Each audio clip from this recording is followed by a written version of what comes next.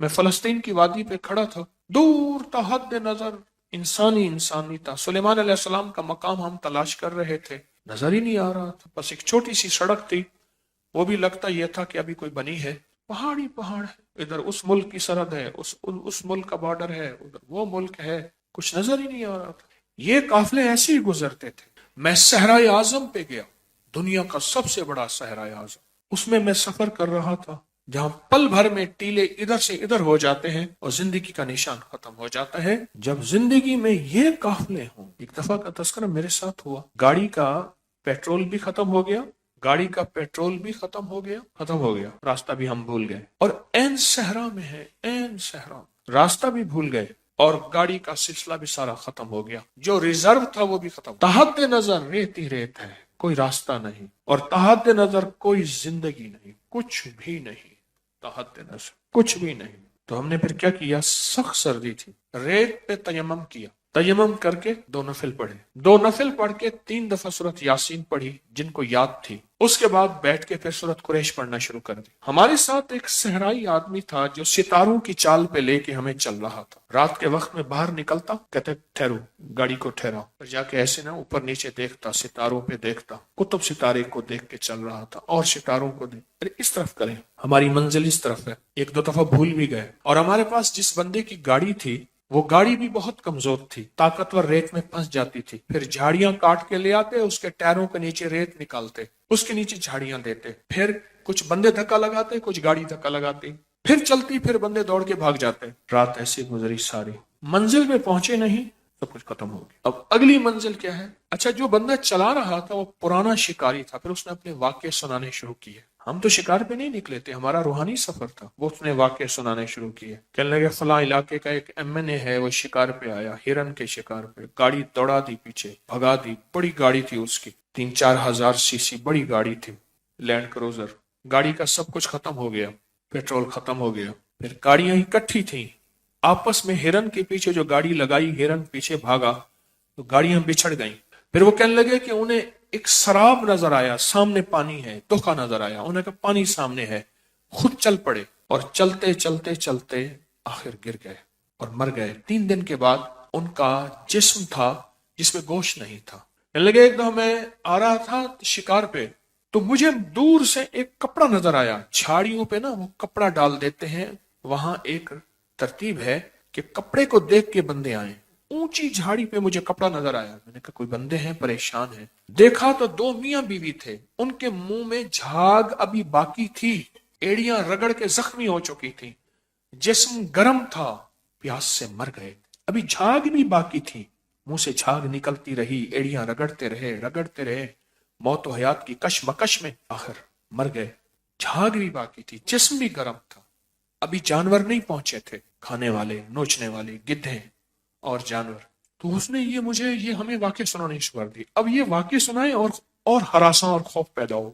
میں نے ان سے عرض کیا سورۃ قریش ہمارے ساتھ، جو سورۃ قریش پڑھنے کا وہ وقت آیا نا، اضطرار کا وقت، بے چینی کا وقت، جب کچھ نظر نہیں آ رہا، بندے کو نا کھڑا کر دیے جائے کنویں پہ، کنواں ہو نیچے اندھا، ٹھیک، اور اس سے کہا جائے کہ سورۃ قریش تجھے بچائے گی، بول کیسے پڑھتا ہے؟ تو بول کیسے پڑھے گا؟ ہم تو دعائیں پڑھتے ہیں، مانگتے کہاں ہیں؟ ہم دعائیں پڑھتے ہیں، مانگتے کہاں ہیں؟ میں پھر عرض کر رہا ہوں، ہم دعائیں پڑھتے ہیں، مانگتے کہاں ہیں؟ کہاں مانگتے ہیں؟ ہم تو مانگتے نہیں ہیں۔ وہ سورۃ قریش پھر میں نے کیسے پڑھی ہوگی، اور میرے ساتھ جو قافلے کے لوگ تھے کیسے پڑھی ہوگی؟ سوچیں، سورۃ قریش نفل پڑھے، اور نفل بھی اس سے پوچھے قبلہ کس طرف ہوگا، اس صحرائی سے پوچھا قبلہ کس طرف ہوگا، تو اس نے ستاروں کو ایسے دیکھ کے ایسے کہا کہ قبلہ تو اس طرف ہوگا۔ اس طرف منہ کر کے ہم نے نفل پڑھے، اور نفل پڑھنے کے بعد اب سورۃ قریش پہ لگ گئے۔ 3 دفعہ سورۃ یاسین پڑھی جن کو آتی تھی یاد، میں نے بھی پڑھی، اور اس پر سورۃ قریش پڑھنے میں لگ گئے۔ اب ہر طرف بے کسی ہے۔ وہ صحرائی کہنے لگا کوئی راستہ نہیں ہے، گاڑی سامنے ہے، اس میں کچھ بھی نہیں، پانی بھی ختم ہو گیا پینے کے لیے، گاڑی کا پانی بھی ختم ہوا، ہمارا گاڑی کا پیٹرول بھی ختم، ہمارا پانی بھی ختم، ڈیزل گاڑی تھی، وہ سب کچھ ختم ہو گیا۔ پڑھتے نا تھوڑی دیر کے بعد وہ جو بدو تھا، جسے ہم صحرائی کہتے ہیں، عرب میں اس کو بدو کہتے ہیں، وہ جو بدو تھا نا، اس نے دیکھا، اس نے کہا گاڑی آ رہی ہے، تجھے کوئی وہم ہو گیا ہوگا، کہ نہ اس نے نا زمین سے کان لگایا، زمین کے ساتھ کان لگانا کہ اس طرف سے کوئی گاڑی آ رہی، پھر لگائے. اس کے چہرے پہ نا بشاشت تھی، آثار مجھے آج بھی نہیں بھولتے. اس کے چہرے پہ ایک رونق. پھر کہ گاڑی ہے. اچھا کچھ دیر کے بعد اس کی زوں زوں ہم نے بھی آنا شروع ہو گئی، گاڑی آ گئی اور دیکھا تو دور سے ایک ٹرک آ رہا. اس نے کہا بوزر آ گیا، بوزر آ گیا. اور ٹرک والے نے دور سے ہمیں دیکھا تو ہارن دیا، ہماری طرف رخ کیا. ہم بندے بیٹھے ہیں، گاڑی کھڑی ہے. مجھ سے ہم سے پوچھ رہے تھے تم یہاں کیسے؟ ہمارا تو سب ختم ہو گیا. آپ انہیں میں راستہ بھول گیا. میں بارڈر پہ ہماری جو فوجیں ہیں ان کے لیے پانی لے کے جا رہا ہوں. وہ ٹینکر تھا پانی کا، ریت میں چلنے والا، بہت طاقتور، کھینچ کے چلنے والا پانی کا ٹینکر تھا. اس نے کہا ہم راستہ بھول گئے ہیں، اور بڑی مشکل سے راستہ کرتے کرتے ہمیں نظر نہیں آیا اور ہماری گاڑی کا رخ اس طرف ہو گیا. رحلۃ الشتاء والصیف، جب قافلے راستہ بھول جائیں، جب سفر میں الجھ جاؤ، وہ سفر صحرا کا ہو، وہ سفر زندگی کا ہو، وہ سفر کاروبار کا ہو، وہ سفر روح کی دنیا کا ہو یا روحانیت کا ہو، جب زندگی کے کسی نظام میں تمہارا قافلہ گرداب میں، سراب میں، عذاب میں کہیں بھی اٹک جائے، پھنس جائے، تو پھر سورت قریش تمہارا ساتھ دے گی. پر پڑھنا ایسے جیسے میں نے صحرا میں پڑھا تھا. ہاں اس نے پانی پلایا، اس نے ڈیزل دیا، وہ خود ڈیزل تھا، وہ جو ٹرک تھا، اس نے سب کچھ دیا. ہمارے ایک صاحب تھے، اس نے کہا تو ڈیزل دینے کا حق ہی نہیں رکھتا، ہم مر جائیں گے تو اسے ڈیزل نہیں لیں گے، سرکاری چیز ہے ہم کیسے لے سکتے ہیں؟ اس نے کہا بات تو ٹھیک ہے، بس سرکاری چیز ہے، پانی بھی سرکاری ہے، ڈیزل بھی سرکاری، تو میں کیسے دے گا؟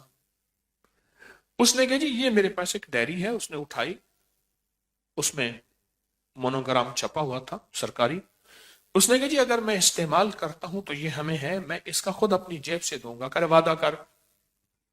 اس نے وعدہ کی، جی آپ کو میں اتنا دے رہا ہوں، اتنا پیسہ بنا، اتنا جیب سے دوں گا،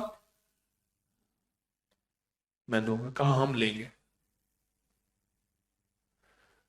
جب اس کی غیبی مدد آتی ہے، جب وہ غیب سے کرنے پہ آتا ہے اور بندے کی تڑپ، بندے کی طلب، اندر کی بے چینی اور بے کلی اور بے قراری عرشوں سے فیصلے کرواتی ہے، پھر گاڑیاں ایسے بھٹک جاتی ہیں. حالانکہ وہ کہتے ہیں میری ساری زندگی صحراؤں میں گزری ہے، میں نے ڈرائیونگ کی ہے، میں شہر سے پانی میٹھا بھر کے لاتا ہوں اور جتنی ہماری چوکیاں ہیں بارڈر پہ میں ان سے پانی پہنچاتا ہوں. چوکیوں کے پاس برتن ہیں، بڑے بڑے ڈرم ہوتے ہیں، وہاں بھرتا ہوں، وہاں بھرتا ہوں، وہاں بھرتا ہوں. میری زندگی کا پہلا واقعہ ہے. وہ دو آدمی تھے، کہنے لگے میری زندگی کا پہلا واقعہ ہے، میں راستہ بھول گیا.